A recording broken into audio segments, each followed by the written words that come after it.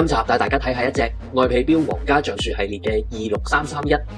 你而家睇到嘅呢一隻係26331 Royal Oak Chronograph 系列，顧名思義，佢係擁有計時功能嘅腕錶。錶殼嘅右邊有3個錶的，最上面嘅係計時暫停掣，最下方嘅係歸零嘅按鈕。面盤上面有3個計時細圈，可以按唔同嘅需要作時間計算。呢個小3針嘅特色，充分表現出運動型腕錶嘅風格。26331錶徑係41毫米，錶殼嘅厚度為11毫米，具有50米嘅防水功能。雖然睇上去富有剛陽味，但係簡單嘅線條美，卻能夠合適各種場合穿着而佩戴。無論係西裝款式，抑或休閒嘅裝束，都可以完美咁樣配搭。呢一款26331係2017年後推出嘅。面盤設計經過一啲微調，比對之前嘅版本，26331面盤上6點鐘方向嘅細圈，比其餘2個嘅略為縮小，日期窗亦都稍微移放到近5點鐘嘅位置，令面盤嘅整體感更加有層次。26331以不鏽鋼材質打造，錶圈以獨特嘅8角造型，錶殼同錶帶嘅連接一氣呵成，錶帶經過精心嘅打磨，無論係拋光效果，抑或係發絲紋嘅處理，都匠心獨具。而鏈接之間嘅接合穩固之餘，